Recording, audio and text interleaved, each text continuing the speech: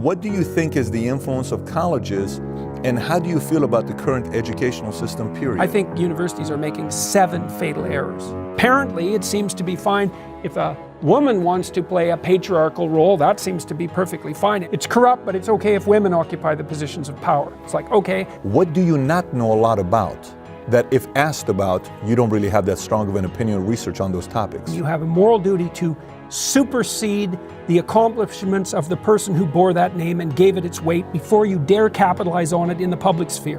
And Trudeau did none of that. We're never going to see Prime Minister Jordan Peterson. That's not in the equation.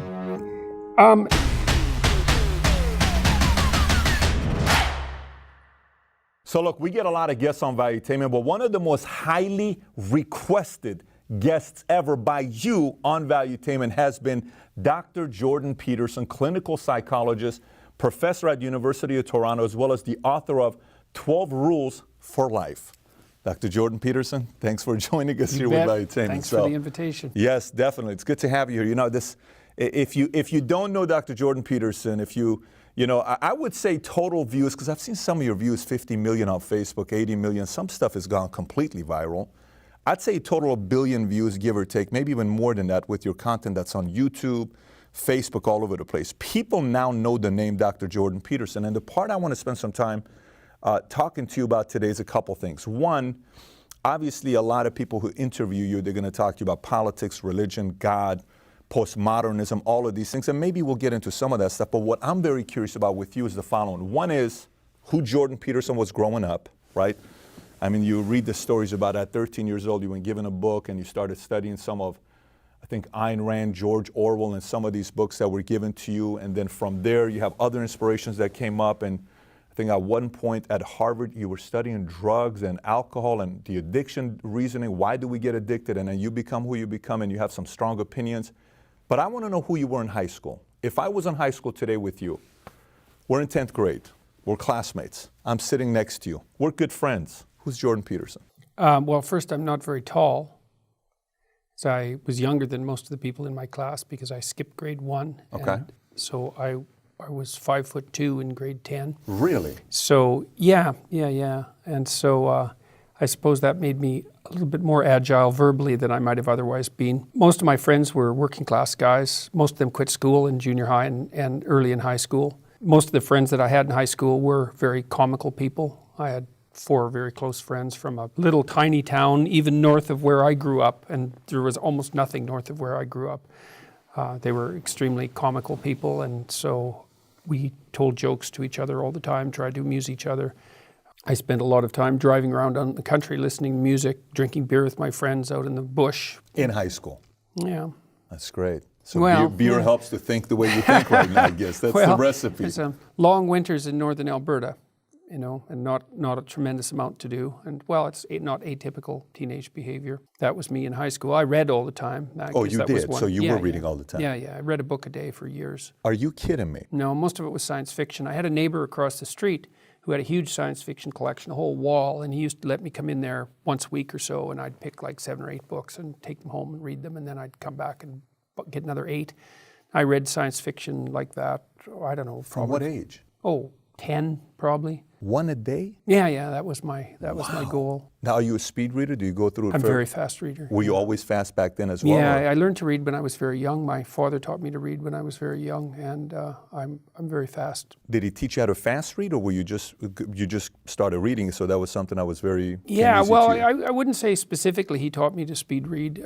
He just taught me to read, and I guess I happen to be relatively fast at it. So that's been a very useful thing for me. So your dad had a big influence on you. Your father had a big influence on the reading aspect. You bet. He spent a lot of time with me when I was a little kid. He used to come home every night. We'd spend an hour or so reading. He had designed this. He was a teacher. He had a workbook, which I still have, that outlined all the phonics, all the sounds of all the letters, the sounds of all the 2-letter combinations, and all of that. And we went over that every night, and that happened for a long time. From the time I was probably 3 onward, I think. At 3 years old? Yeah, Now, very what young. did your mom do? My mom, when I was a kid, she took care of us. She stayed home. She was trained as a nurse. She never practiced as a nurse, though. She had kids, and then later she became librarian for our local college, and she had a career that lasted about 20 years as a head librarian. And she was both my parents are still alive. She's a very pleasant person, very funny. She has a great sense of humor. I used to make her laugh all the time, so that was, and I still do, sometimes on purpose, sometimes accidentally. Yeah. And so has humor always been part of your MO? Like, have you always been somebody that told jokes? Yeah, definitely. Well, it was a big part of the culture in Northern Alberta. Like, it was a big deal if you were funny. I've partied with a lot of Canadians, and we drank a lot of kokanee, and these guys are funny people. Yeah. I mean, they know how to have fun. Yeah, well, there's a lot of Canadian comedians, eh? I mean, that's right. We export them down to the States so that you guys have something to laugh about. We need your help, because we need some good comedians down here, right? So, but you better be funny if you're going to live through a Canadian winter. That's a good point. You definitely you better be amusing. And so, it was an important thing. Like, a lot of what we did when we were kids, when we were adolescents in particular, was just try to sit around and amuse each other, you know. With your dad. Witty, sarcastic comments. I grew up I was in the military, so this is very normal for us. We like witty, we like sarcasm. Some people have a hard time with that, but I think it's more of a working class thing, you know.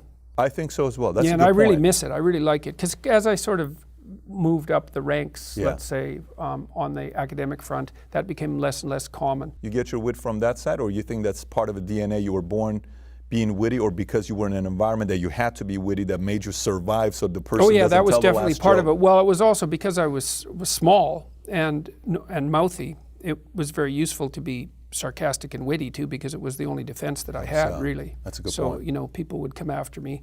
I mean, there's lots of physical back and forth in junior high and high school, but people would come after me, and I could defend myself reasonably well with my tongue. So I think Ben Shapiro has a similar story as well. Yeah. He's a similar guy as well, because he was a year ahead. I think it's a year, you know, and he was always smaller, so he had to figure out a way to stand up, and he was being bullied. I don't think you're don't saying mess bully, with Shapiro, though, right? man. No, his brain is also... Man. He's the fast. way he is, it's quite impressive. I've watched him lots of times on YouTube. Yeah. You want to mess with him at your peril. Yeah, we've had him on Valuetainment before, and the way he thinks is also very interesting, how we process this issue. So let me ask you, when you said your dad was teaching you how to read from 3 years old, and he's going through it, and then all of a sudden you pick up and you start reading a book a day, would you also have dialogues with your dad? Hey, Dad, what do you think about this? Hey. No, I wouldn't say, not so much. That's interesting. No, Dad's quite introverted. And really? Yeah. So there wasn't a debate type of a format with your... So No. your family wasn't, I can't believe Prime Minister did this. No, very little. Interesting. Very little. Dad figured he would have been happier if he would have been born 100 years earlier. I mean, he grew up in a log cabin. He grew up, literally. And he grew up on my grandparents were the original homesteaders in Saskatchewan. Canada, Western Canada is about 100 years behind the Western US. It's a beautiful area, by the way. That whole area, they got some nice properties. Yes. And his parents were of Norwegian extraction, and they built a log cabin in the middle of the damn prairie, and that's where he grew up. And, you know, he's a hunter and a trapper and a fisherman, and he likes to be outside. He likes to spend time alone, although he's got close friends, but these are people that he mostly does this hunting and fishing with. He was a teacher. He was the fire chief in our local town. He ran a huge fish and game association, imported elk to northern Alberta. There were no elk up there before the organization brought them up there. And so, but that was his life. And he's a gunsmith and a gun collector, and he has, like, I don't know how many guns, many. And so that's his culture and his life. And it wasn't ever something that I was really part of. I mean, I went hunting with him. I went fishing and trapping with him. We used to camp all the time when I was a kid. We weren't a particularly political family or a philosophically oriented family, for that matter. I mean, my dad's very smart. Philosophically oriented family, you not were particularly. not? No, Was it I a wouldn't say religious so. family? Was it a church-going family? Not really. Was it let's read the Bible every day, let's pray? Oh, no, definitely not. Really? Definitely not. So where did the debate come from? Where did your ability to be able to listen, process, respond, where did that ability come from? Was it when you went into academia? Is it post? Yeah, probably. I think to some degree it's a natural ability. I mean, even when I was a graduate student, when I was first teaching, I seemed to be good at it. The classes that I taught as a graduate student, and that was without any previous teaching experience, were popular. And then, now I've been teaching, I've been lecturing for, multiple times a week for 30 years. And I also very seldom relied on notes. I mean, to begin with, when you don't know a topic very well, you have to scaffold the conversation with notes. But I always very loosely stuck to my notes. I would prepare a lot beforehand, but then So you're not a PowerPoint. If I come, you're not going to give a PowerPoint speech. Here's what we're doing. Right. You're just going to speak and Right, talk and when about what's on your mind. when PowerPoint first came out, I used it more. I relied on it more than I did once I got accustomed to it. But no, it's better to sketch out your talk and then rely on your notes as little as possible if you can manage it. And I learned to do that, and I practiced doing that so that I could get to the point where I could speak extemporaneously. How do you practice that? You just try to stay farther and farther away from your notes as you develop your I see what lectures. you're saying. Yeah. So I'm saying, do you role play? Do you sit there with the notes first and then you set it aside? No. Usually what I do, that's a good question. I mean, first of all, I try to be over prepared in some sense. So, I mean, I believe that if you're going to give a 20-minute lecture, you should have an hour of material at hand, because that way you have an opportunity to sort of move spontaneously through the material. But generally what I do now, because I have a lot of material at hand, a lot of stories and a lot of things that knowledge that I've accrued over the years, usually before a lecture, and this is the hard part, and I can do a lecture without doing this, but it's better if I do this. This is the hard part. I'll sit down for 20 minutes with my eyes closed, and I figure out what the central topic is. So there's always a question. What's the question I'm trying to address in this lecture? And then I'll figure out a pathway through it. It's like, okay, well, here's the argument, here's point 1, here's point 2, here's point 3, and there's possible branches off those. And then with each point, I usually have a collection of stories and facts that I can use to make the point. Validate the point. Yeah, and to buttress it and to make it interesting. And so it's a little bit like improvisational jazz, I would say, or even improvisational piano, because I play a little bit of piano. And so you lay out the story, and then you can use the responses of the audience to guide how you're going to walk through it. So, not duplicatable. You have to have that ability to do that.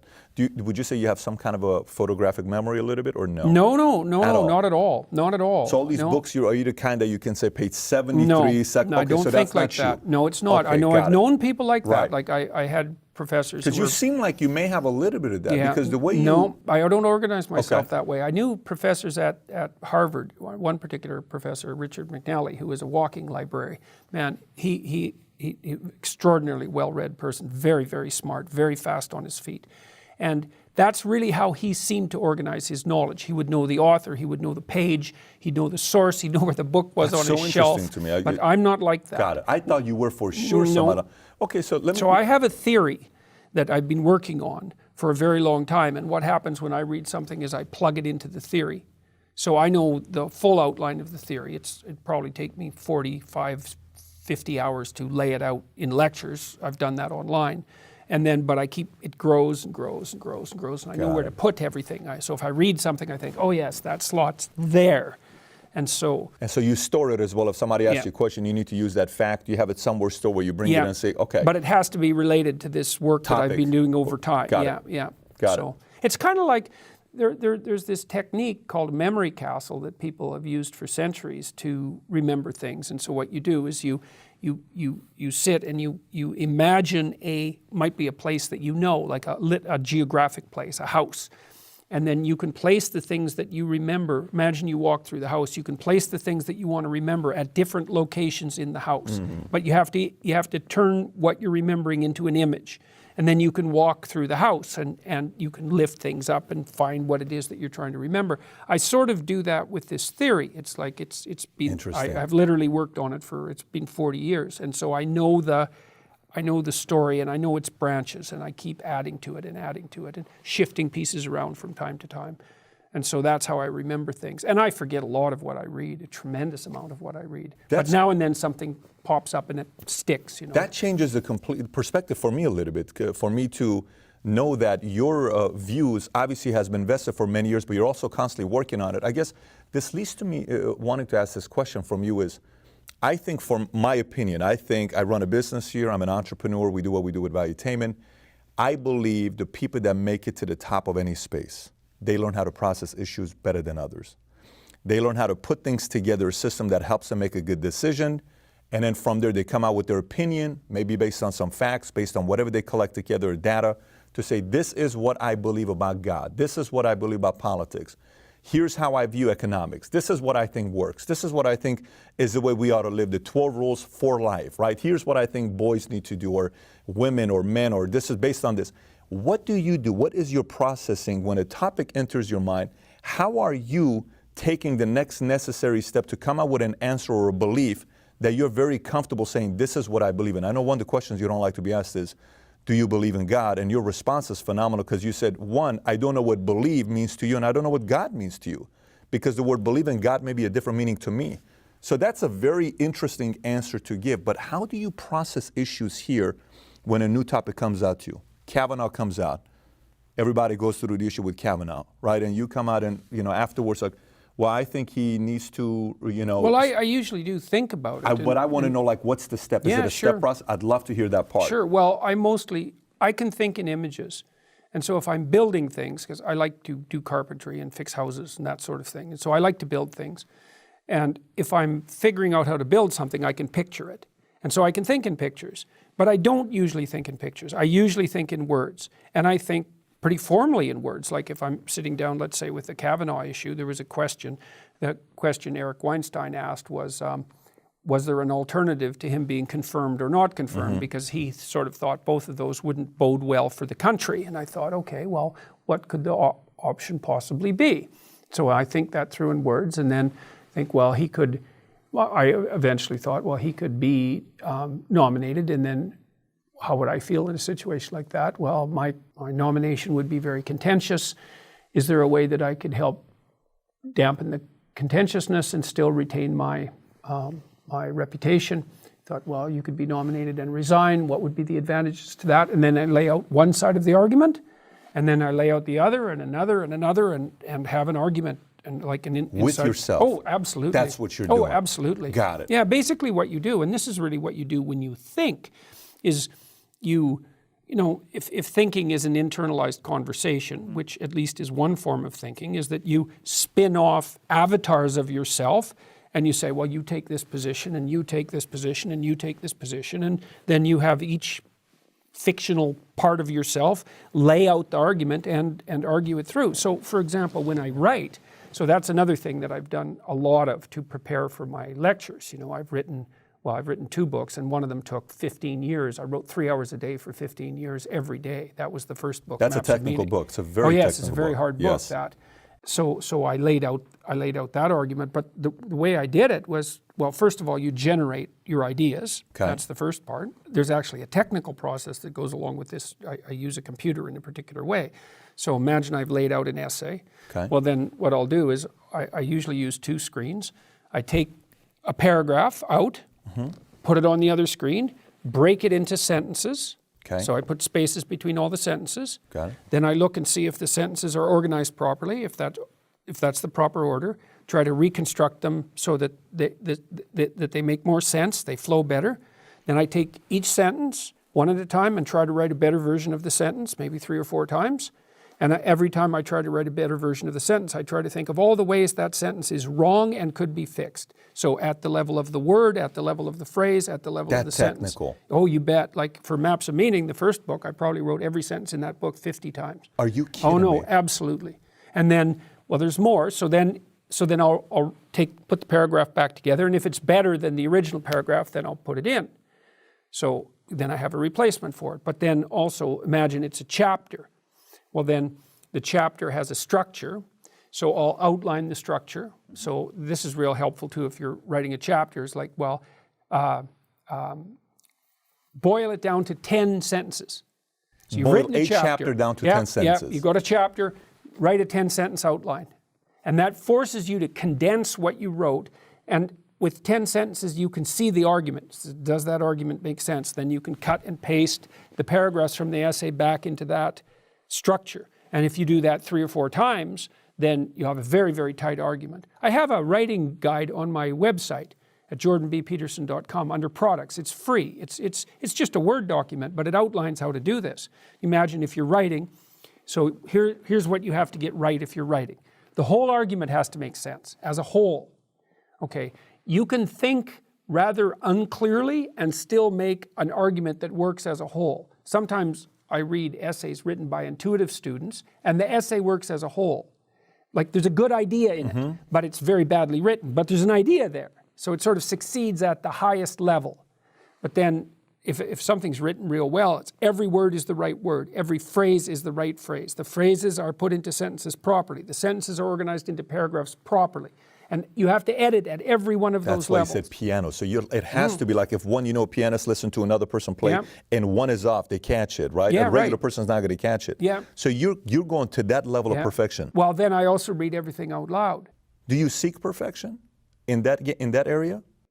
No, but what I seek, I wouldn't say I seek perfection. What I seek is that I can't do it any better. So I know a book is done when I can't write it any better. Ability. Yeah, that's right. I max my ability out. So if I can't, and if I'm at the point where when I'm starting to edit, I'm not sure if it's better, then it's time to quit. Interesting. And I also often, if I'm writing, like I'll write something and then wait, like you have to wait a couple of weeks to look at it again, because often when you're writing and you reread it, you read what you think you wrote, because you still have the ideas in your head that are part of the cloud of ideas. And it's not until you forget the context in some sense that you can actually see what you wrote. And so there has to be pauses in your writing as well. Do you have a method for turning off all the noise? I mean, you have a family, you have kids, so is there, and you have things that you do. So what is your method for turning off all the noise? I'm like a junkyard dog, man. It's like, don't come in and bother me when I'm writing. And like, it's been somewhat hard on my family, particularly on my wife, because, like I said, I from 1985 to 1999, I wrote 3 hours a day. And the rule was, don't bother me when I'm writing. Like, leave me alone.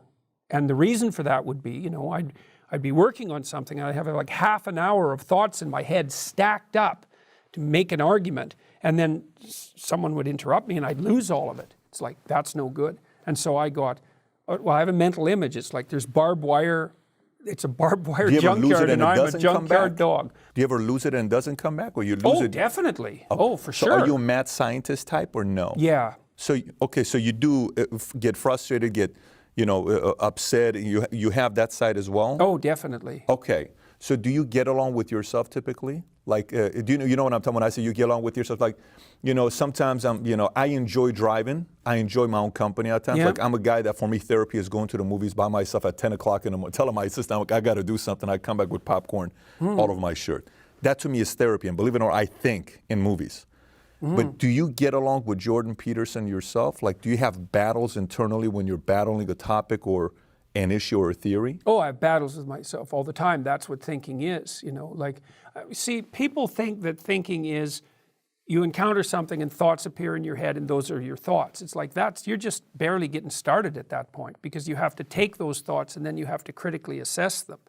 And that's where the thinking starts. And that's based on what? That's based on experiences, that's based on data, that's based on research, that's based on influence from a friend or a professor to say, John, what do you think about? What else is it also based on the fact that you're not being lazy about the fact that you're willing to put the additional minutes that you get into a topic to say, I'm going to read a little bit more about this topic, and then is there the idea with conflict? Would you say some of it, and I also outlined this to some degree in this writing guide that I mentioned, is like, well, the first question might be, well, why write or why make an argument? And the answer is, well, if you're writing to figure out what you think, then you're going to use what you think to guide your action. And the consequence of that is going to be how your life turns out. So I'm dead serious about what I write because I know what the pathway is. It's like you don't communicate in a false manner, because if you do, you will warp the structure that guides your actions. And you will absolutely, 100% suffer for that. I mean, one of the things I've learned as a clinical psychologist is that I've never seen anyone, it's really a terrifying thing, I've never seen anyone get away with anything, ever.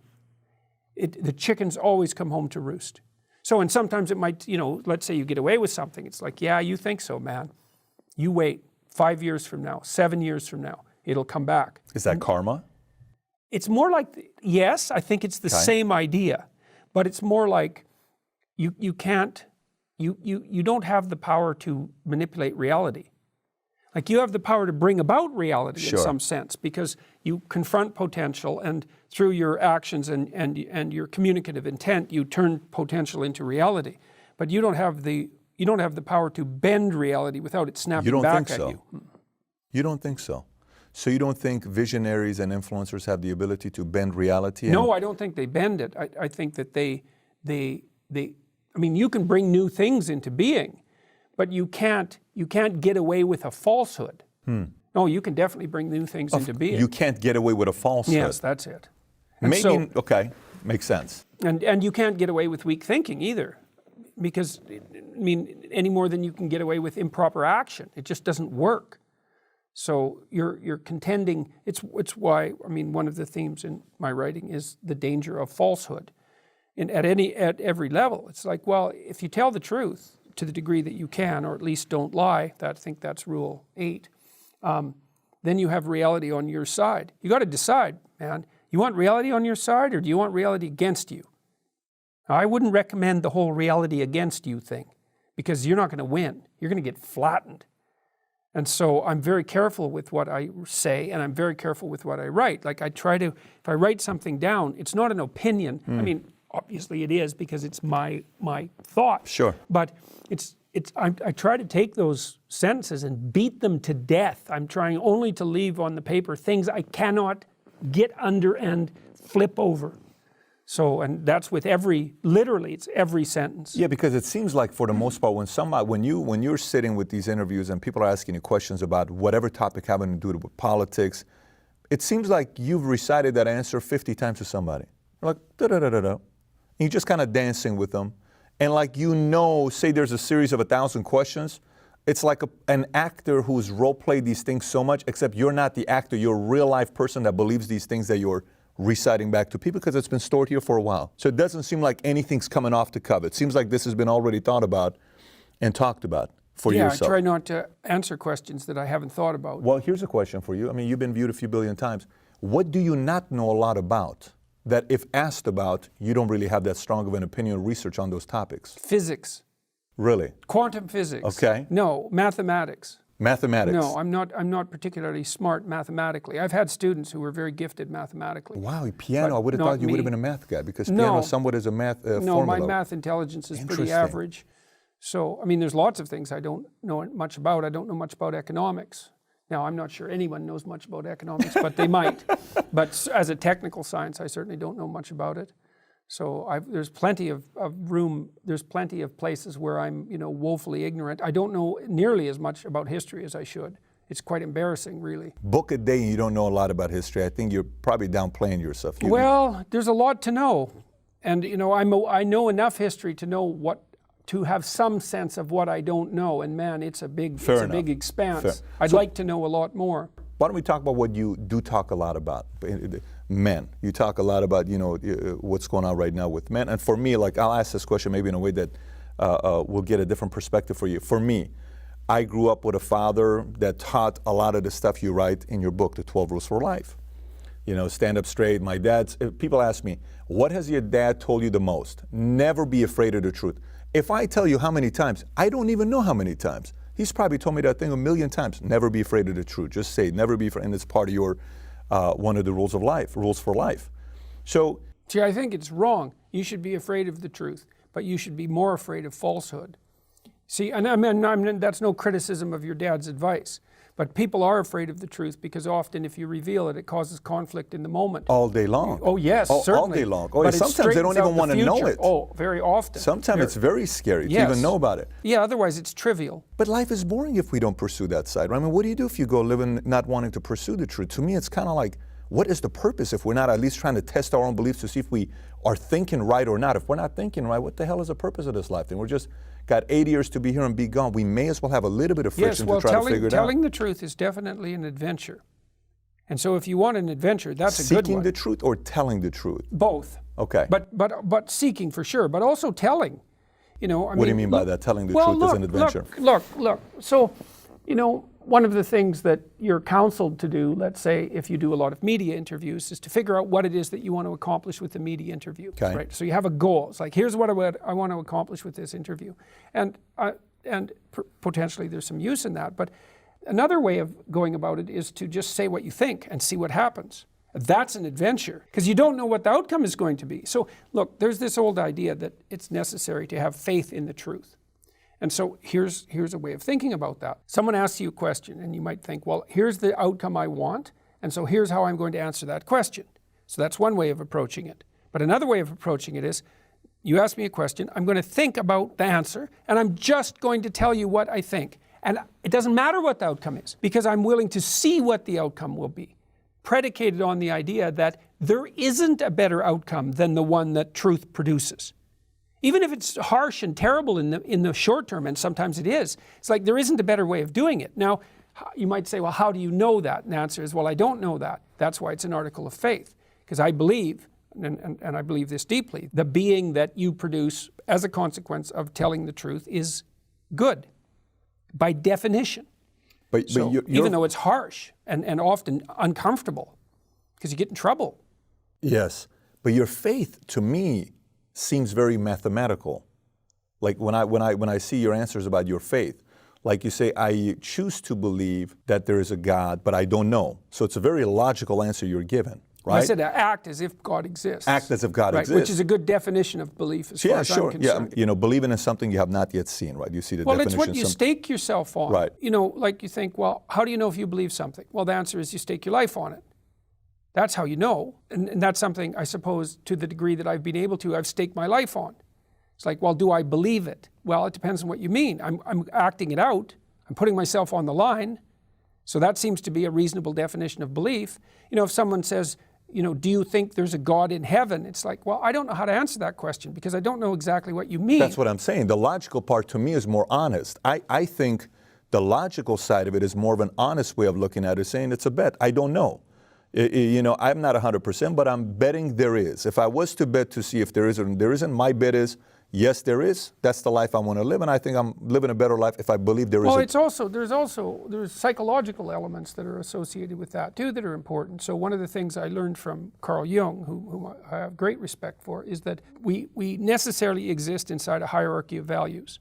And that manifests itself all the time because in order to act, things have to come to a point.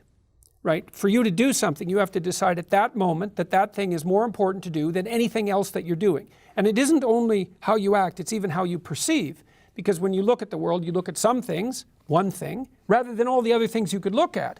So even to look at something, and this is technically true, you have to value the thing that you're looking at. Okay, so you're always using values to interact with the world, perceptually and in terms of action.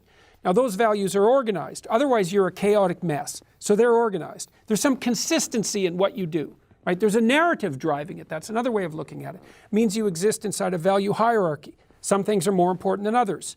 Some of the things that are important to you are even more important than other things that are important to other people. Yes, well, to you, sure, to other people, period. Right. But you're pointing towards something.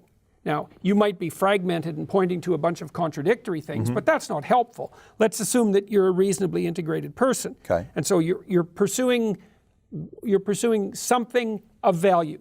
It's at the top of your hierarchy. Functionally speaking, whatever that is at the top of your hierarchy, that's God for you. And you might say, well, I don't believe in God. It's like, well, yeah, but you still have, something that's your God. You have an ultimate value that performs the function that a deity would perform. I agree with that. Yeah. I agree with that. Let me ask this question. Do you think a lot of men today struggle with that? But maybe even not even men and women today, because, there's a lot of different movements that you see. So it's almost like, there was a band back in the days in the 90s, they're still around, they perform in Vegas, they're called Boys to Men, right? We're going from boys to men, we are now men, and, life has changed for us. I think we're going from men to boys at times today. Sometimes guys are feeling bad about being too manly. Like, here's a man's man. Oh my gosh, he's a man's man. That's not how you're supposed to be. You don't have any empathy or feelings for other people. And then sometimes on the other side is, you're not bossy enough. You're not this enough. Do you think there is a identity crisis right now for both men and women that they don't really know what position do I need to be a real man or a real woman? You think there's some of that going on? I think, let's start with the male part of that. So I think that right now our society is criticizing itself. That's part of, let's call it patriarchy theory, and the idea is the hierarchies that are characteristic of our society are male-dominated and predicated on power and tyranny. Okay, so I don't buy that. I think that any hierarchical structure can degenerate into tyranny, but I think that most of the hierarchical structures in the West are about as good as hierarchical structures ever get. And if you think we can do without hierarchical structures, then you don't know what you're talking about, because you can't organize your perception without a hierarchical structure, and you can't organize people in terms of pursuing a valuable goal. You can't even say that a goal is valuable without producing a hierarchy. So there's no getting rid of hierarchies. Now then you can say, well, yeah, but the hierarchy is based on power and it's corrupt. And I don't think that's true in the West, although hierarchies can become corrupt. Okay, so let's say you do buy that though. The hierarchy is patriarchal and it's corrupt.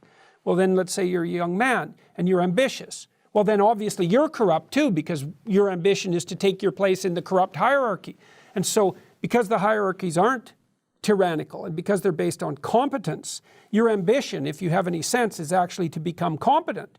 But if you confuse that with a power drive, and there's tremendous confusion about that, then you confuse young men because they think if they're ambitious and they want to get ahead, let's say, they want to be useful and competent, that they're somehow buying into the tyranny.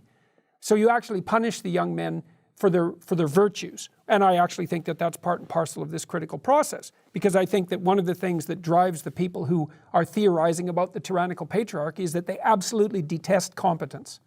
And it's a deep war. So it's very annoying. It's very hard on young men, but it's also hard on young women. So it's hard on young women because they end up with partners who are confused. They're confused about the relationship between masculine and feminine. They're confused about what role they should play out in the world. Apparently, it seems to be fine if a woman wants to play a patriarchal role. That seems to be perfectly fine ethically. I don't understand how that can be the case if the patriarchy itself is corrupt. It's corrupt, but it's okay if women occupy the positions of power. It's like, okay, how does that make sense? Well, none of this makes sense. Part of the reason it doesn't make sense is because it isn't designed to make sense. It's designed to be destructive. Now, there's more complications than that. There's lots of reasons why people are unstable in their roles now. And one of the big reasons is the introduction of the birth control pill. So we still haven't adapted to that by any stretch of the imagination. And God knows how long it'll take. It's a huge biological transformation for women to have voluntary control over their reproductive function. You can't possibly overstate how massive a technological revolution that is. It's like a biological mutation. You know, it's like we're a different species. It's really a big deal. And so there's plenty of waves produced by that, and we haven't sorted that out at all. Do you think that is becoming the norm that, boys, like we had a guy today, Trent, asked the question, hey, I'd love to ask, Dr. Peterson, I'm a new father today, raising kids today. How different is it to be a father today than before? Do you think he who controls the mic dictates how people should live and think, like men and women? And today the mic is controlled by media, and media is telling us everything, and it's controlled by 80% on one side. Do you think that's where the influence is coming from, and that's where the whole postmodernism's influence in the younger generation? Well, I think it's hard to say. I mean, the criticisms that we've been discussing are in some sense justified, because it's reasonable to look at a hierarchical structure and to be concerned about the degree to which it becomes tyrannical. Hierarchical structures tilt towards tyranny. You have to be awake and you have to be ethical in order to keep them straight. But the criticism has gone so far as I'm concerned, that it's critiquing the entire idea. It's gone way down to the bottom and critiquing even the idea of the sovereign individual, which I think is a catastrophic. Mm-hmm. It's a catastrophic problem. And it's so interesting to see the response to people after my talks, say, or as a consequence of watching my lectures. I have people come up to me every night, because I talk to about 150 people a night after the talks. And so many of them are happy because they've put their lives on firm foundation, because they found a little bit of encouragement in my lectures, saying, look, it's good for you to go take your place in the world. Have some ambition, have a vision, have a goal, have a strategy. Try to be a good person, not because it's your duty precisely, because that's the proper way to live. We're in danger of undermining all of that, and it's not good for people. One of the things that I've really learned, for example, recently is that learned to articulate better, is that there's a very tight relationship between aspiration and responsibility. So let's say, well, the first question might be, do you need to aspire to something? And the answer is, well, yes, because you have to do something. If you just sit there, you'll die. You can't just sit there. You have to go act out in the world. Okay, so act towards what? Well, that's whatever your aspiration is. You have to have an aim. Okay, well, what should the aim be? Well, it should be something worth doing, let's say. Why do something that you don't feel is worth doing? What do you think's worth doing? Well, if you watch other people and you judge when they're doing something worthwhile, you usually judge them positively if you see that they're taking responsibility, at least for themselves. What, do you want to be completely useless so other people have to take care of you? That's pretty pathetic. And maybe you could get your act together so you're taking care of yourself and your family.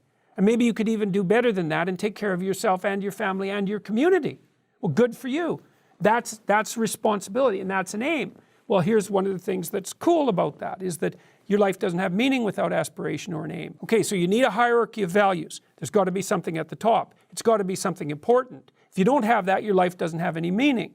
So if you criticize the hierarchy, or even the idea of hierarchy, you destroy the idea of aspiration, and then people have nothing.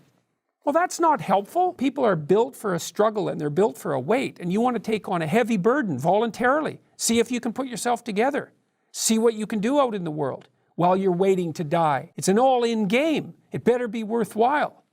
And so there's a tight relationship between responsibility and aspiration and hierarchy. And when you criticize those things, you get rid of the aspiration. But why are those ideas doing good today? Like why are those, the idea of, feeling entitled or victimhood mentality, why are those ideas doing good today? Why is it becoming a norm to say people are feeling like I'm a victim, but you don't understand what I'm going through, you don't understand where I'm at? It feels like there's a lot of that going on today versus say stand up and do something about your life and take some responsibility. Why are those ideas getting so much attention today? Or is it something that's always been like this? I think in some sense it's an eternal battle. I mean, the story of Cain and Abel is a story about that. It's about responsible, proper living and the jealousy that might be engendered while observing that. So it's a very, very old problem. I think, well, the problem is... Envy? Are you saying envy? Oh, definitely envy, yes, definitely envy. I don't know just think about the discussion of the 1%. It's like, well, those evil 1%. Do you know how much money you have to make in order to be in the top 1% in worldwide terms? Oh, worldwide terms, it's a lower number. We're not... $53,000 a year? It's 32. $32,000. We did a video on that. $32,000 If you make $32,000 a year, you're in the top 1%. Yes. So it's like, well, why do you draw the boundaries so that the top 1% are people that aren't you? If it's not envy, if you're doing okay, I mean, you're doing okay with an average working class salary. You're doing okay. I'm not saying you're doing great. You're not starving. You've got heat. You've got air conditioning. You've got access to electronic technology. You've got some ability to move forward into the future. So you're doing all right. And by historical standards, you're doing damn fine. So why all of a sudden is the 1% that you're envious of only those people who are richer than you, when you're also part of the 1% worldwide, if that's not envy? So I know who the rich is. The rich is always someone who has more money than me. That's who the rich is. I don't put myself in that category, especially if I'm pursuing this victim mentality. And then the other part of the victim mentality is, well, let's say you can have a meaningful life by adopting responsibility, but it's a heavy load. You got to be awake and alert and on your feet and moving towards something difficult. You have to have some self-control, and you have to sacrifice in the present so that the future is better. It's complex. You have to integrate a lot. And when you take on some responsibility, your life has meaning. You think, I want a meaningful life. It's like, maybe you do, if you're willing to take on the responsibility. What's the alternative? Well, to garner a lot of unearned sympathy for your victimization position, and to at the same time take down the people who are willing to take more responsibility than you. It's a nasty game. And I see it played out in the universities too. I think if you quadrupled the salaries of sociologists, that most political correctness would go away. I think they're jealous and envious because they see people who aren't any smarter than them doing way better out there in the capitalist world. Wow.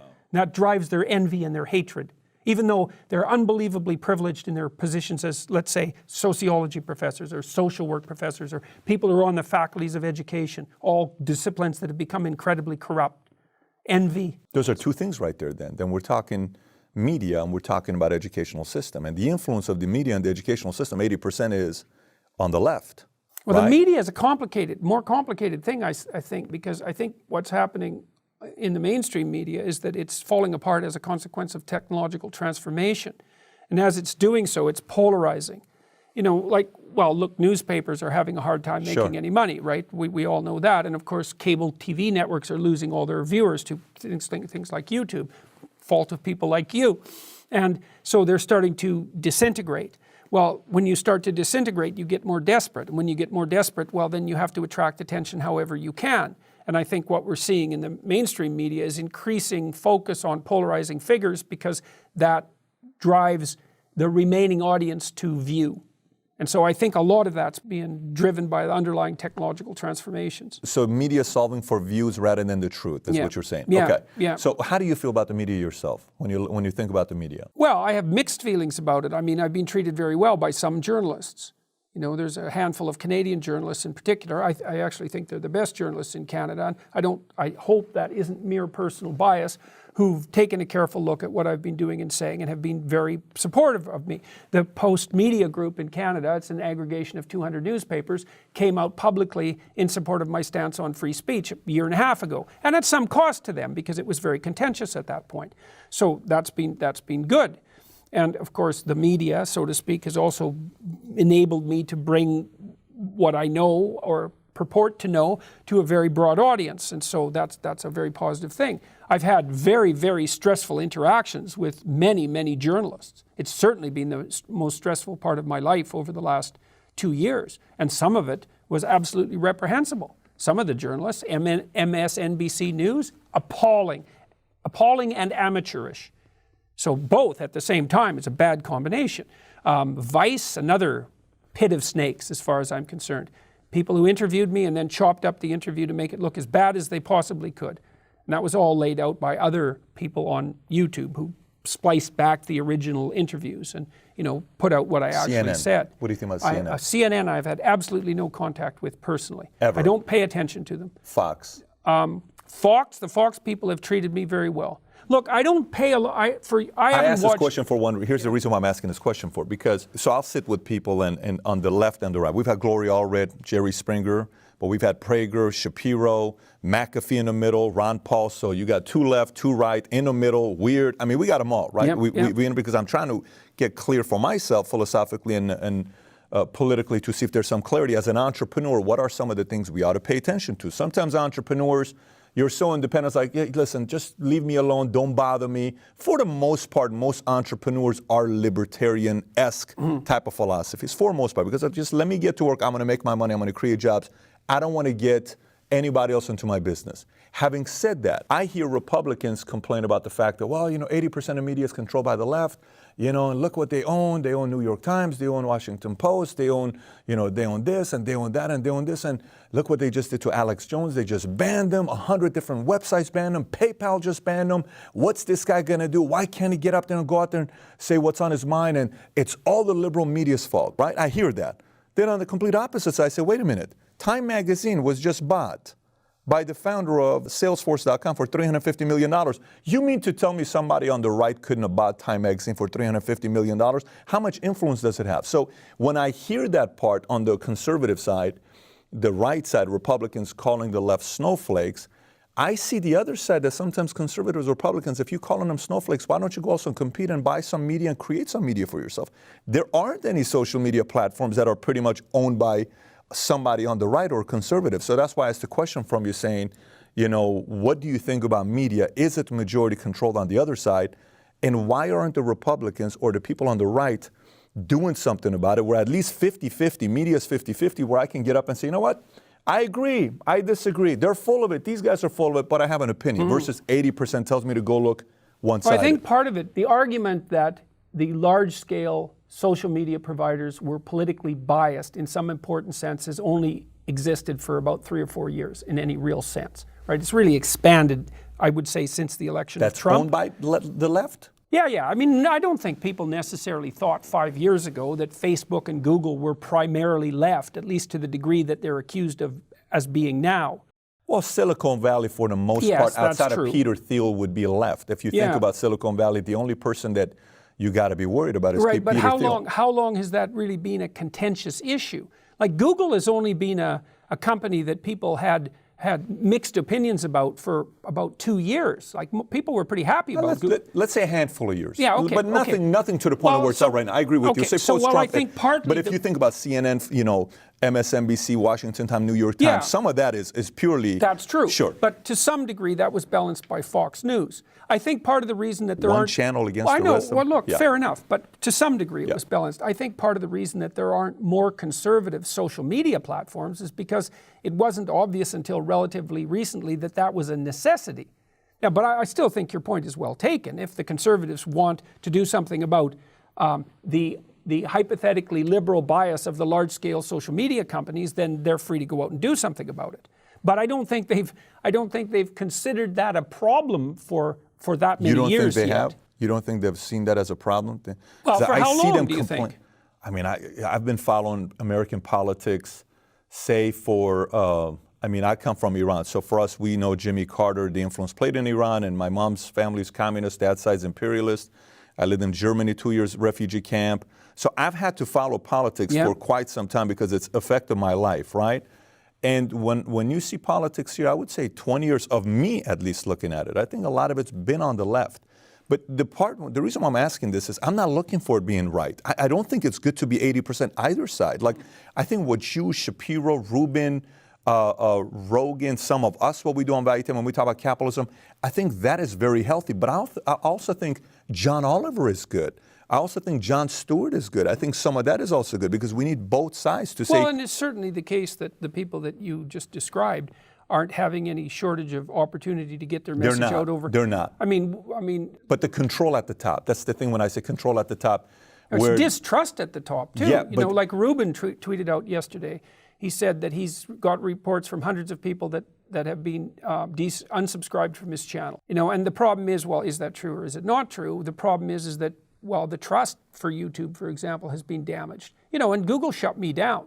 They shut my YouTube channel down. They shut my email channels down, all of them one day. Everything. I had thousands and thousands of emails on Gmail, everything for the last 15 years. Down. Completely. I couldn't get access at all. I couldn't get access to my calendar. So what do you think about that? Oh, I was appalled. It was absolutely horrible. Does it not concern you a little bit? Of course it concerns me. So I switched to DuckDuckGo yesterday. Did you really? Yeah, well, I'm starting to play with it, yes. And you said you're going to get off, you were thinking about getting off of Twitter. I don't think it's a good idea, but you said you were considering. I should be on it or should be off it? No, you're saying I'm thinking about no longer going on Twitter and kind of writing more articles on because your son recommended that you write more. Well, and there's other, like I could use Reddit more, for example. I don't use Reddit much, and I already have a good YouTube following. I think you writing, when you write, and I read the article, obviously, when you wrote on your website, said, I shouldn't have just said this on Twitter. Yes. Let me elaborate. And when I read it, you know, and then you said to yourself, look, it's just because I say something doesn't mean I'm right. I was thinking it. Not every thought I'm saying means I'm right, but I was thinking about that, right? So, but when you go deeper into it, I see that part. I say, wow, this is interesting how he's wired. No, my only concern is the fact that, look, in Iran, the Shah was worried about Today. Today was a group of communists in Iran. And everything they wanted to do is find him and trying to get rid of him, right? I was, oh my gosh, we can't have these concepts coming. And then people were so afraid of Today that they forgot about Khomeini. Oh, Khomeini's in France. They never have to worry about it. He came in and then boom. So the fear of communism, of what if they could take over, made him kind of give more ability for Khomeini to create influence that led to a revolution with 9 million people in the streets of Iran revolt, and boom, Iran goes from one day one of the best countries in the Middle East coming up, and the Middle East was safe. Next thing you know, the war, 500,000 people getting killed and all this other stuff. So I think sometimes being worried about what other people are going to say they disagree with, I don't think it leads to good things. But today, 100 social media platforms are controlled on one side. That's a scary thought, Jordan. If all of a sudden capitalism becomes a curse word and anybody uses capitalism, hey, you know. I actually see things in the U.S. balanced quite nicely. You know, I mean, there is tremendous control on the, say, left-leaning end of things in academia and in the classic mainstream media. But, you know, the electoral process seems to have balanced that out quite nicely because the Republicans have... I agree. Yeah, so I agree with you. The American system seems to work pretty damn well. I agree with you, absolutely. It'll be really interesting to see what happens in November's elections. American system works well. However, this is the one part that I think we have to realize that, Ron Paul started social media influence on politics. Ron Paul raised, I think, $6 million in 2004 on MySpace in 24 hours. In 24 hours, he raised $6 million. Everybody's like, Obama's like, what? This guy raised $6 million in 24 hours on my, and he's how old? I'm young, I'm cool, I'm handsome. I'm gonna raise billions. And then he took social media and he raised, and he's a two-term president. And then Trump, you take Jack Dorsey's Twitter out, I don't know if Trump's president today. So Trump learned how to use Twitter to his advantage. Now that everybody knows the power of social media, the concern now becomes, everyone knows what you need to do if you want to be a president 2 years from now or 6 years from now, right? You know if you play the game of social media, whoever's got the big following. So now the people at the top who control these social media platforms are more powerful than some governments are. So this is why when you say the Electoral College, the system works, it works today, but, that doesn't necessarily mean... Well, we have no idea how all this technological transformation will destabilize and transform things going into the future. That's what I'm saying. Part of the reason that I'm going on this tour, for example, and talking to people about individual responsibility is that I see this, like everyone does, this unbelievably rapid process of technological transformation approaching us. I think, well, we better be wise enough to handle it because we can't predict it, right? So to the degree that we have character flaws that could be rectified, the consequences of those are going to be magnified by our increased technological power. So I'm hoping that everybody can try to get their act together a little bit more carefully. And that's also been extraordinarily fun in this, like the lecture. So I've been in 85 cities since March. That's amazing. And yeah, since it's unbelievable. Yes, and I've been fortunate because I've had lots of good people helping me make sure this works, and it has worked so far, but it's really it's very heartening because every night I talk to about 2,000 people, not every night, but like 4 nights in a week. As far as I can tell, they're all primarily coming there because they want to put their house together from a psychological perspective. They're interested in developing a vision for their life and taking on responsibility. And I have dozens of people every night who have told me that over the last couple of years, their lives have been transformed. They've gone from a bad place, where they were really lost and nihilistic. They've decided that they were going to do something with their life. I tweeted out something today that some kid wrote me. He said 2 years ago, he didn't have any friends. He didn't have an intimate relationship. He didn't know where he was going in his life. He didn't have a job. Like he was just, nothing was going for him. And he's doing a philosophy degree. He's in his second year. He has a good job. He's got a girlfriend. He's got friends that care for him. It's like he's put his life right together.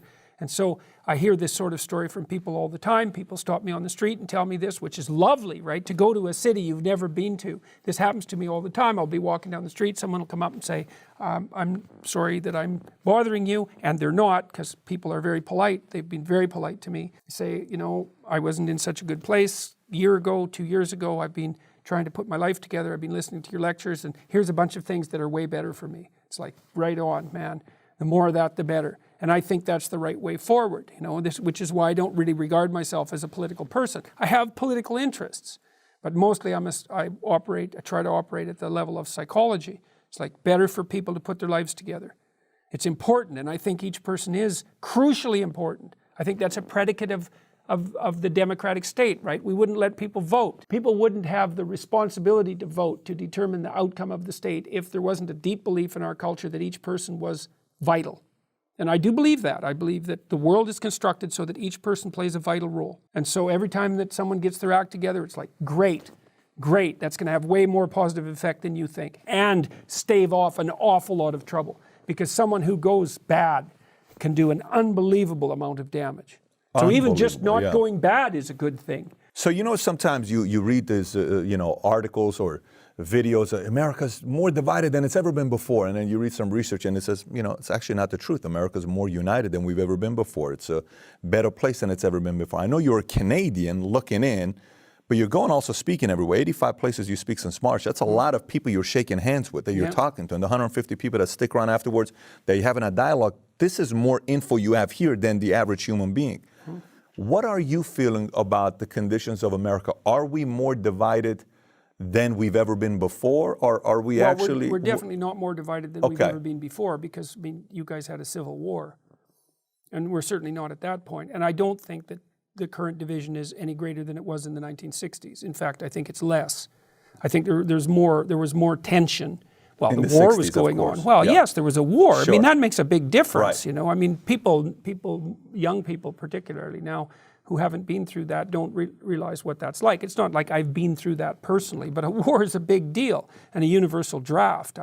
That was high stakes bargaining, and then things were pretty divided later under Nixon. That was the end of the 60s. And then they were divided again under Reagan. There were huge scale protests under Reagan, and the Cold War had really heated up, and everyone was afraid that we were going to push the nuclear button. And so there was plenty of division then. Even in my lifetime, I've seen times when I think that your country, the United States, was more divided than it is now. There is a fair bit of polarization now. I know that if you look at what's happened to political attitudes, the typical Democrat has moved farther to the left over the last 20 years. The Republicans haven't moved that much. They're still the median Republican is still relatively close to the center. But I think a lot of the polarization is actually being driven by the death of the mainstream media. Like, you know, you always want to look at what the consequence of a technological transformation is. And this is a big transformation. You know, there used to be flagship media sources that were basically attempting to give a balanced picture, and I think they did a pretty good job 30 years ago. Time magazine, even the mainstream news programs, they had a professionalism that was associated with their journalism that had some degree of objectivity, and that's fragmented. And it's fragmenting because there's all these media sources, like innumerable media sources. And so it's driving people who are trying to get attention to desperation, and they exaggerate the polarity. And so that puts everyone on edge, and Twitter puts people on edge. And this is part of the reason I'm still thinking about what to do with Twitter. Maybe I should not use it for a month, because Twitter, I think, my experience with Twitter is that I'm wandering around in the world and everything's fine. The streets are peaceful. The people I meet are doing well. That your cities, I've been to, I don't know how many American cities in the last 4 months, like 40 or 50. They look great. You know, I mean, everywhere I go, there's construction, and the country feels like it's moving. How does one person that's watching the news, and that's where the news they get from, they consume news through media. I'm watching CNN, Fox, MSNBC, whatever. Yeah. How do I tell apart between the truth and propaganda? Well, I don't know. I mean, when I counsel my clinical clients who are depressed or anxious, one of the things I've always told them to do over the last few decades is to disconnect themselves from the news. This was before the social media. And you still believe that today? Well, you asked me about CNN earlier. Like, I haven't watched mainstream television news since like 1985. You gotta be kidding. No, I'm not kidding. Let me get this straight. I want to hear you say this one more time. You haven't watched mainstream media since 1985? No, very little. I didn't have a TV. I didn't have a TV since about 1985. When's the last time you watched CNN? Probably in an airport for a few minutes. I virtually never watch CNN. So if I come to your place, I know you have some interesting collection of art that you collect, but if I come to your place, your TV's not going to be on CNN. There's no TV. There's no TV in your house? I haven't had a TV since 1985. I realized back in 1985 that news wasn't news. If it was only news for a day, it wasn't important. So I read magazines. You know, I read Harper's, or I'm not at the moment, Harper's, Atlantic Monthly, The Economist. Those were my basic sources for news. Now that's changed, you see, because I got tangled up so badly in scandal 2 years ago that I've been on top of, especially social media, like an obsessed addict for 2 years, trying to manage it. You know, but it's not clear to me that that's been a good thing. I've got to. For your sanity, or for? It's certainly. I don't think Twitter is a good thing for my sanity. Twitter is so contentious. It's so. I mean, if you want a daily dose of hate, you can get it in 10 minutes on Twitter. You know, if I post something, you know, there's a number of comments about whatever I posted, and 1 out of 4 of them is brutally rude and obnoxious, as nasty as it can possibly be. And that's very, very common. And like, you know, people are quite sensitive to negative information. We're more sensitive to negative information than we are to positive information. And I'm not complaining. I don't have to use Twitter. It's a completely voluntary choice. And I'm certainly a massive beneficiary of the existence of social media. So I'm not complaining about it. I don't have a right to complain about it. But it exists in absolute contrast to my experiences in the world. Like, it's not like I'm walking down the street and 1 person out of 4 jumps out of an alley and like curses me. I haven't had a single negative interaction with an individual. That's not true. I met one really drunk woman in Dublin, and she called me a wanker. But she was quite the piece of work, though. Was it with a little timid husband by her side. Was it after Conor lost? Maybe she was pissed off because maybe UFC she was. Fight. But I've had thousands of interactions with individual people on the street, let's say, in airports and so forth, in the last 6 months, and every single one of them has been overwhelmingly positive. So that's reality. Then I go into Twitter and it's like, oh my God, it's just brutal. Does it really bother you, though? Do you really get bothered? And listen, all of us, you know, no one likes negative comments. Like right before this, Mario's sitting, I'm preparing my notes, and Mario's like, look at the 3 negative comments we got today. I'm like, Mario, I'm doing an interview. You're sitting here telling me so obviously before doing something like this, but does it bother you a little bit when you read those negative comments? Oh, definitely. Really? Oh, definitely. Well, look, when I was still working as a professor, I'm on unpaid leave at the moment. You know, I'd get my feedback from my students, and my feedback has been generally extraordinarily positive. So maybe there'll be 50 comments from students and 3 of them will be negative, something like that, or 2. And often quite nasty, the negative ones. And you remember the negative ones. And that is what people are like. We're much more sensitive to negative. And the reason for that is negative things can kill you. Positive things can make you a little happier. So going back to it, I guess what you are saying is with the social media platform, you saying from 1985, you didn't consume any content on TV outside of pure accident. There's no TV at your house. In the last 2 years, you've done it because social media, so you kind of have to be aware. Yeah, I had to be on top of it. Okay, so this is an interesting question. Are you happier now that you're consuming the content last 2 years, or do you find yourself being, man, I'm a little bit more anxious than I was 2 years ago. I was a little bit more peaceful. Oh, I'm way more anxious. Really? Oh, yes. So are you thinking more. about going on a diet again from social media? Well, no, look, it's complicated because my life has gone, my life was fairly broad. 2 years ago, I had a number of businesses. I had my clinical practice. I was working as a professor. I was writing. I was involved in lots of things. And so I had plenty to do, but since then it's gone like this. And some of it's unbelievably good. And some of it's really, really bad. And so the breadth of it has extended. And so there's no shortage of ridiculously positive things that are happening to me on an ongoing basis. I can't even believe it. But the same is true on the negative end. And so what's happened is the range of my emotional experience has expanded almost unbearably, I would say. So, and again, I'm not complaining about that because I could choose to do it differently. But some of this has also been a matter of management. It's like it is literally the case that although it's been a little better over the last 3 or 4 months, for about 18 months in a row, I was at the center of a scandal that could have taken me out at least twice a week. So constant, non-stop scandal of one form or another.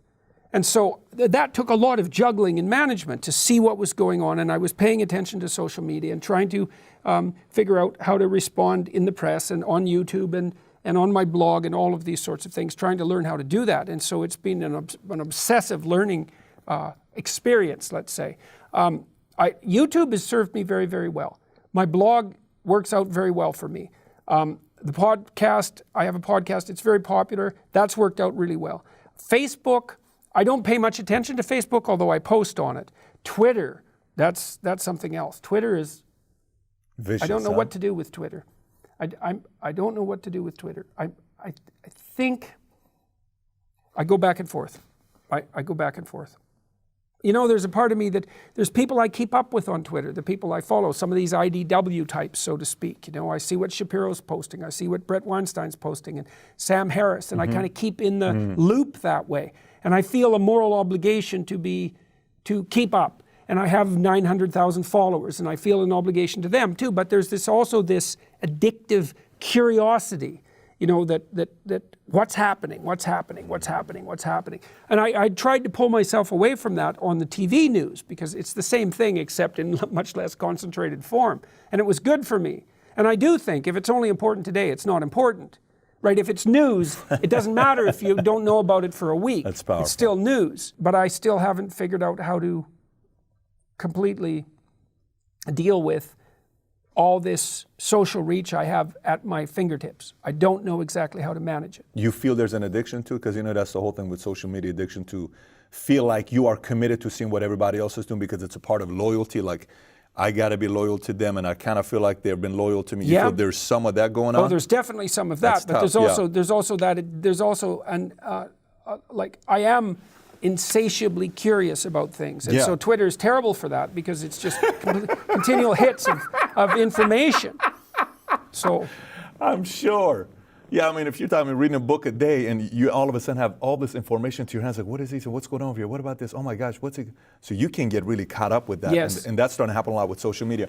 Last question here before we go into speed round. Educational system. You're a professor. You've been in the environment. You see what's going on. I know sometimes when we're talking about early 80% of media is on the left, one of the stats you read about is that 1 in 12 professors in colleges today are conservative. 1 in 12. That means 11 are not, right? So, what do you think is the influence of colleges, and how do you feel about the current educational system, period? I've seen large institutions fall apart because they make a fatal error. I think universities are making 7 fatal errors. Top-heavy administration that keeps growing. okay? Increase in the number of part-time, untenured faculty members who have no administrative or academic power, massively increasing. Insane increases in tuition combined with indentured servitude for students, right? You get a student loan, you can't declare bankruptcy. Now, so that means that the burgeoning administration has learned how to pick the pockets of the young people's future earnings. They entice them into university and offer them extended adolescence with no responsibility, and the price they garner from them is to garnish their future earnings. Crooked game. Ethics committees, absolute catastrophe. The dominance of this weird, nonsensical alliance between the postmodern types and the neo-Marxist types, which makes no sense philosophically given the postmodernist stated, what would you call it, skepticism for meta-narratives. Why the hell they've aligned themselves with the Marxists is beyond me, except that I think postmodernism is just a shell game for Marxism. That's another fatal error. The gerrymandering of the grade system. So I think I got 6 there. All of those, they're not good. They're fatal, I think, all of them. And so I think that, I don't know what's going to happen to the university system over the next 20 years, but I'm certainly not optimistic about it. So, and I've hired some people.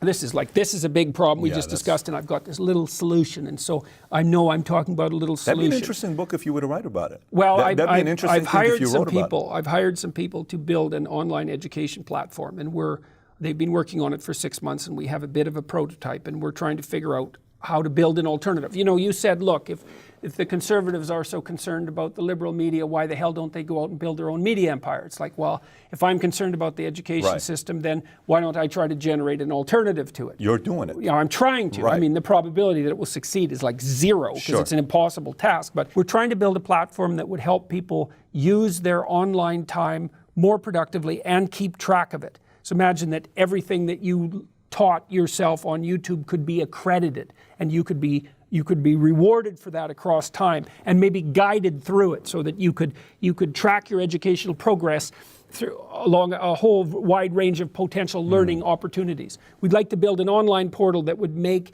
your use of your online time much more productive and engaging. So that's what we're aiming at. Coming soon? Oh God, who knows? We have a prototype. And we've applied to Y Combinator. I don't know if we'll get accepted. Maybe we will, and maybe we won't. We've got alternatives lined up if we're not let us accepted. know about it. We have some contacts. We would love to know more about it. I will let you know. Connect you with the right people. What's next for you, by the way? I mean, what are your aspirations? I mean, you know, everybody has inspirations that you're talking about, right? Well, I can tell you what's happening in the next year, but that's as far out as I can look. Oh, so you don't know? No. Things are way too much in flux. Politics, nothing like that. So we're never going to see Prime Minister Jordan Peterson. That's not in the equation. Not that I can foresee at the moment. I mean, God only knows, because I can't look that far out. I'm more interested in what I'm doing at the moment. I think it's more useful. I can tell you what I'm doing for the next year. Okay, so next month I'm going to Europe. I have like 15 talks in Europe, all over the place. And then Hawaii, Los Angeles, Calgary, Vancouver, more talks. And then Florida. And then I'm going to Australia and New Zealand in February for another lecture tour. If the Y Combinator thing pops up, I'll go to San Francisco for January and February. In March, I'm going back to Europe. I'll probably hit another 25 cities then. From May to September, I'm going to hopefully finish up my next book, which is called 12 More Rules for Life, Beyond Mere Order. That's the plan. And then from September to December next year, I did a whole series of lectures on Genesis. I want to go back after that, but go to Exodus and do a series of lectures on Exodus. So that's out for the next year. And after that, I don't know. I have no idea. That's plenty of planning for next 12 months. Well, for how fluid and crazy things are right now, if I get through all that, that'll be a miracle. I think if you were to start a university or online university or somewhere to educate thinking, processing, decision-making process, I think that wouldn't just be something that'll do well in the States here. That'll be worldwide. We also want to build modules. We've been trying to figure out how to do this, is to teach people to read, to teach them to think, to teach them to speak and present, to teach them to negotiate. So part of it very aligned with what we're thinking. It's so weird, like the stuff he's saying. Yeah, well, there's a crying need for it, and obviously with the current technology that we possess, it would be possible to educate everyone, hypothetically, and we'd also like to do it at low cost. So one of our goals is to make a high quality university equivalent education process that would be like 1/10 to 1/100th of the current cost. That's powerful. And we have a need for that. So the fact that you're doing that, I'm looking forward to it. I think the way, your ideas have been growing and people are looking at it and being so receptive, where nowadays everybody's talking Jordan Peterson. Well, maybe one day if the man upstairs has plans, who knows? Maybe, the Trudeau last name may be replaced by Peterson last name, in a place like Canada. But we'll see what happened there. Definitely you are very presidential, prime minister-esque type of a person. And you're good with fashion as well. You know how to put it together, so you're very fashionable. Anyway, so let's do speed round. Do speed round. I'll say some things. A name of a person, just tell me the first thing that comes to your mind. All okay, right. Whatever it may be. All right. Drake. Male duck. Okay. Kanye West. King of the IDW. That's Dave Rubin's joke. Really? Okay. Trump. Anomaly. Trudeau. Justin Trudeau. That I just shake my head at that. Okay. Man who capitalized without virtue on the name of his father. Wow. Yes, wow is right. Wow. If he had an ounce of character, he would have never run. I'm not happy about him. He had no right. Well, he had a right. He's a citizen. He can run. He didn't earn his name. Not impressed. Why do you say that? Is this specific? Because his father was very famous. Sure. And so that put Trudeau at a tremendous advantage with regards to moving into a leadership position in Canada. It's not excusable. You should move ahead on your own merits, especially if you're daring to do something like run a country. You have a moral duty, if you have the advantage of a name, you have a moral duty to supersede the accomplishments of the person who bore that name and gave it its weight before you dare capitalize on it in the public sphere. And Trudeau did none of that. He knows how to behave, he knows how to act in public. He had the upbringing for it. Other than that, there's nothing there, not that I can see. And if there was, he wouldn't have run the way he did. He's not an impressive person in my estimation. Some strong opinions there, strong beliefs there. He appointed 50% of females to 50% of his cabinet because it was, what do you say? Because it's 2015. It's like, no, quarter of your elected members of parliament were female. Your job was to pick the most qualified people, period, regardless of their genitalia, because they're leading the country. You pick the most qualified people. Instead, he abdicated his responsibility to make those difficult decisions and then wallpapered it over with this casual virtue of, well, I'm going to promote women. It's like, no, you're going to promote competent people. You weasel. No excuse for it. Wow. I'd say one word, but that was a few hundred words. Yeah, and we'll take it. We'll go with that. Okay, how about vegans? To each his own, man. To each his own. Okay, fair enough. Jim Jeffries. He's a comedian, Okay. More power to him. I like comedians. Kathy Newman. Failure to learn from experience. Alex Jones. Don't persecute someone who's paranoid. It's a big mistake, strategically speaking. Lots of people think conspiratorially. It's a mode of thinking, and perhaps Alex Jones a little more than everyone else. They didn't just stop Alex Jones, they stopped all the people that were listening to him. All those people weren't stupid. It wasn't like they believed everything Alex Jones said. You should have left him the hell alone. So it's not, he's a canary in the coal mine, I think. Karl Marx. A testament to the murderous power of resentment. Elon Musk. Amazing. He's amazing. He's done 5 impossible things. That's amazing. It's absolutely beyond belief. Yeah. It's hard to believe he exists. He made an electric car and then he shot it into space. Right. Either one of those things is really hard. But to do them together and to actually do them, it doesn't even seem real. And he lives during our times. Yeah. That's what's, we talk about Einstein, but he's current. So, look, here's what I want to do, if you don't mind. I want to get a signed copy of one of your books. Yep. And we give it away to one of the Valuetainers. Since everybody's been asking about, Jordan Peterson being on here on Valuetainment, Dr. Jordan Peterson, I figure we get a signed book out. You have a self-authoring website where you teach people how to write books. Why don't you talk a little bit about that? Well, it's a program, it's an online writing program that helps people straighten out their past, write an autobiography, understand their personality, virtues, and faults, and to develop a vision and a strategy for the future. It's a really useful program. The future authoring part, which is the part that helps you develop a vision, if university students do that, it increases the probability they'll stay in university by about 30%.